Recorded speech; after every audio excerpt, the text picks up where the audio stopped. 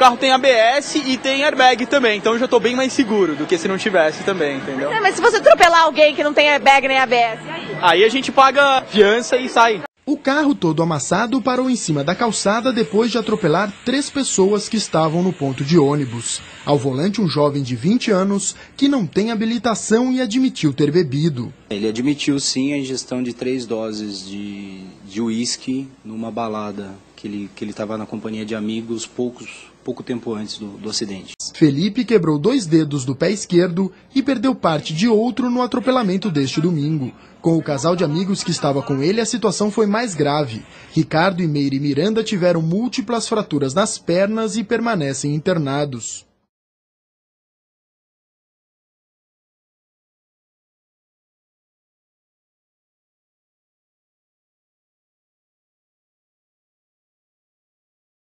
O acidente foi hoje pela manhã na zona norte de São Paulo. Felipe de Lorena Infante Arenzon, de 19 anos, dirigiu o Camaro e se recusou a fazer o teste do bafômetro. Segundo testemunhas e a polícia militar, ele estava com os olhos vermelhos, exalava cheiro de álcool e tinha dificuldade em falar e andar. Felipe disse aos policiais ser filho de Milton Arenzon, vereador de Embu das Artes, na Grande São Paulo. Um dos carros pegou fogo logo após ser atingido pelo Camaro, que também ficou destruído. O condutor deste veículo teve 60% do corpo queimado.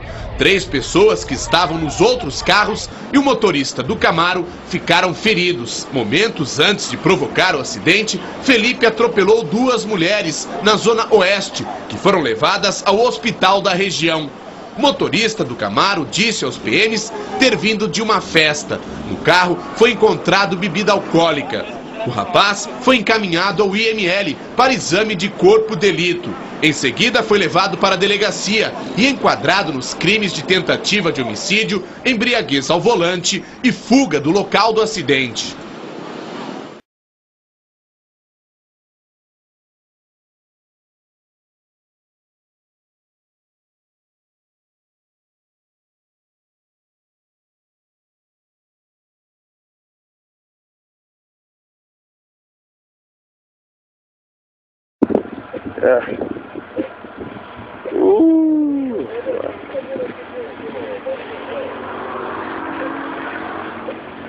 Legal.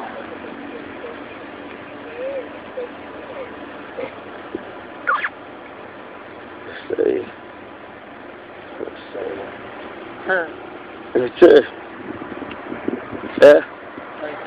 Aqui, ó.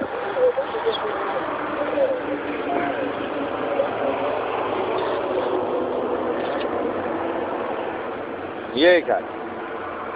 Você é o motorista do caminhão? Hein? Você tá dirigindo um caminhão? Eu não. O que o senhor tá arrumando aí?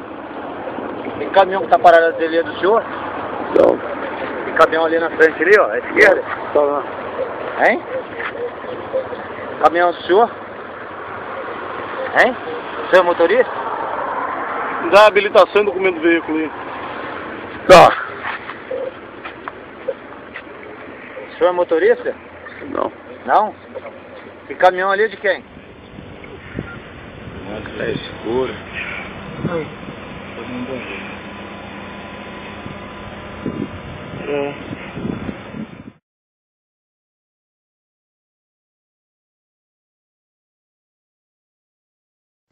Mais um fim de semana trágico nas ruas do país, provocado pela combinação entre álcool e direção. Carros viram armas nas mãos de motoristas bêbados, que matam e ficam soltos. Em São Paulo, uma fiança de R$50 mil garantiu a liberdade ao motorista que matou 2 garis depois de sair da balada. Fernando Mirabelli foi transferido para um centro de detenção provisória na zona leste de São Paulo. No fim da tarde, a justiça aceitou o pedido para que ele responda à acusação em liberdade e estipulou uma fiança de R$50 mil que foi paga pela família. O gerente bancário de 32 anos foi indiciado por homicídio doloso depois de atropelar 3 garis em uma das avenidas mais movimentadas da capital paulista. Eles trabalhavam na limpeza do canteiro central com outros funcionários quando foram atingidos pelo veículo de Fernando, que subiu no guarda-reio. 2 trabalhadores morreram. No carro importado, havia garrafas vazias de cachaça e cerveja. Já saiu com uma lata de cerveja na mão e já saiu bêbado, né? Já saiu cambaleando de dentro do carro. Fernando confirmou que voltava de uma casa noturna, negou estar alcoolizado, mas não fez o teste do bafômetro. O exame clínico indicou que o gerente apresentava sinais de embriaguez. Ele foi submetido a este exame logo após um acidente grave, uma situação dessa, um trauma muito grande. Foi logo após ele ter sido agredido por pessoas no local, ter sido saqueado naquele momento. Então ele realmente pode ser que ele não estivesse no melhor momento da sua razão.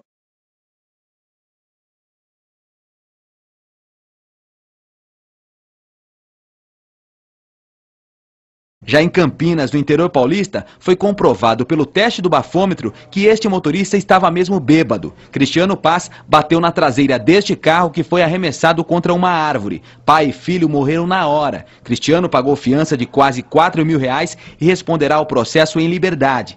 Em São José dos Campos, no Vale do Paraíba, 6 jovens retornavam de uma festa quando o motorista perdeu o controle do carro, que caiu no rio. Apenas o condutor do veículo sobreviveu. Na zona oeste da capital paulista, nossa equipe flagrou o motorista desta carreta dirigindo embriagado. Depois de quase atropelar um idoso e provocar um acidente, ele foi parado por guardas municipais e assumiu ter bebido. Cervejinha. Quantas cervejas o senhor bebeu? Nossa.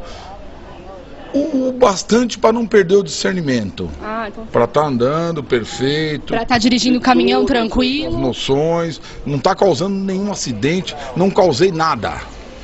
Tá? Perfeito. Na delegacia, o motorista foi autuado e liberado. Este ano, cerca de 700 motoristas parados em blitz na cidade se recusaram a fazer o teste do bafômetro e o exame de sangue. Hoje, a pessoa pode dirigir e beber com tranquilidade, que ela será apenas e tão somente multada, porque criminalizada ou responder a processo crime por isso, impossível. Dados da Polícia Militar, que intensificou as operações da Lei Seca em São Paulo, indicam que os motoristas estão bebendo em quantidade cada vez maior antes de dirigir. O número de condutores flagrados com índice de álcool no sangue bem acima do limite permitido aumentou 32% em 2011 em comparação ao ano passado.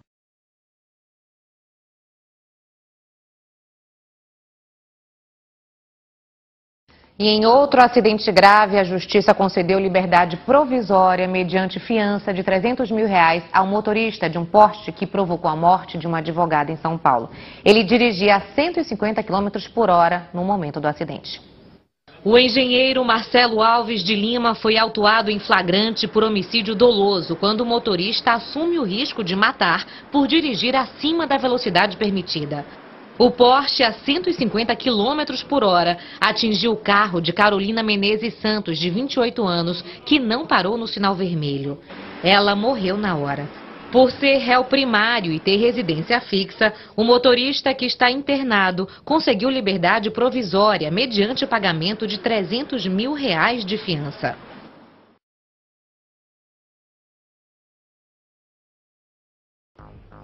O Fantástico está no ar com imagens exclusivas. Estes são os primeiros momentos depois que o Porsche, dirigido em alta velocidade pelo engenheiro Marcelo Malvio de Lima, bateu no carro da advogada Carolina Menezes, que morreu na hora, semana passada, em São Paulo. No meio da madrugada do dia 9 de julho, uma batida impressionante. Logo depois do choque dos dois carros, o vídeo mostra a chegada do socorro. Na direção do Porsche está o engenheiro Marcelo Malvio Alves de Lima, de 36 anos. Nestas imagens, ele está inconsciente dentro do carro. Na Tucson prata, destroçada no poste, a advogada Carolina Sintra Santos, de 28 anos, está presa nas ferragens. Naquela madrugada, Carolina comemorava o aniversário de uma amiga neste prédio. Eram 2h20 quando ela decidiu ir embora para casa. Daqui até o lugar do acidente, a advogada dirigiu cerca de 1 quilômetro. O mapa da região nobre da Zona Oeste mostra o caminho de Carolina. O taxista Celso Bispo da Silva vinha logo atrás quando o sinal fechou. Ela parou, eu parei logo atrás dela. Acredito que ela tenha olhado, porque ela parou em cima da faixa, deu aquela olhadinha e seguiu. Celso conta que a advogada atravessou o cruzamento com o farol vermelho. Em sua direção vinha o Porsche de Marcelo acelerando. O choque foi brutal. O carro de Carolina foi lançado a 25 metros dali. carro subiu, saiu do chão, as 4 rodas, né, ele veio voando, literalmente voando em diagonal e colidiu contra aquele poste. A imagem foi muito forte de se ver. Estacionei e vim ver se eu podia fazer alguma coisa para ajudar. O soldado bombeiro é uma das testemunhas do acidente. Ele estava parado num farol, em um carro ao lado do Porsche, pouco antes da colisão. Assim que eu desci do carro, eu parti em direção ao carro Porsche, que era o que estava mais perto de mim. Eu posicionei a cabeça dele de uma forma a proteger a coluna cervical dele. Ao fazer essa manobra de desobstrução das vias aéreas, eu percebi que ele voltou a respirar melhor. É Simval quem aparece nestas imagens do cinegrafista amador. Foi ele quem praticamente salvou Marcelo. Carolina estava desmaiada, presa ao cinto de segurança. Seu estado era muito grave. Verifiquei os sinais vitais dela, ela não tinha pulso, ela tinha uma grande hemorragia também. Minutos depois, Marcelo retoma a consciência e desce do carro. Bastante confuso do que tinha acontecido. E ele me perguntou por várias vezes o que tinha acontecido, onde ele estava, inclusive se ele estava com mais alguma pessoa. Marcelo pega o telefone celular e faz uma ligação.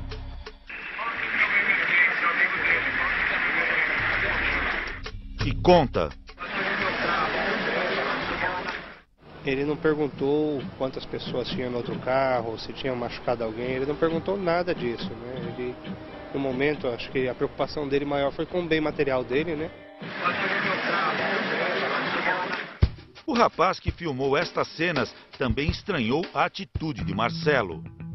Só ficava no telefone falando, bati meu carro, como se para ele tudo ali fosse o carro. Não o que aconteceu, se ele feriu alguém, se ele machucou alguém. O resgate chega e começa uma luta para salvar Carolina. Os socorristas tentam reanimar a moça. A advogada não reage. Marcelo é colocado numa maca e levado para o hospital. Segundo o boletim de ocorrência, Marcelo apresentava sinais de embriaguez. 5 testemunhas confirmaram que o Porsche estava em altíssima velocidade. Um veículo esportivo alemão avaliado em R$600 mil. Ele é tão veloz que acelera de 0 a 100 km por hora em menos de 4 segundos. Veja nestas imagens a velocidade do carro. A gravação foi feita segundos antes do acidente. Para mostrar a velocidade estimada em que Marcelo dirigia, o Fantástico fez um teste. Nosso carro passa em frente da mesma câmera que registrou esta imagem do Porsche. Seguimos na velocidade máxima permitida na rua, 60 km por hora. Compare as imagens. Veja novamente.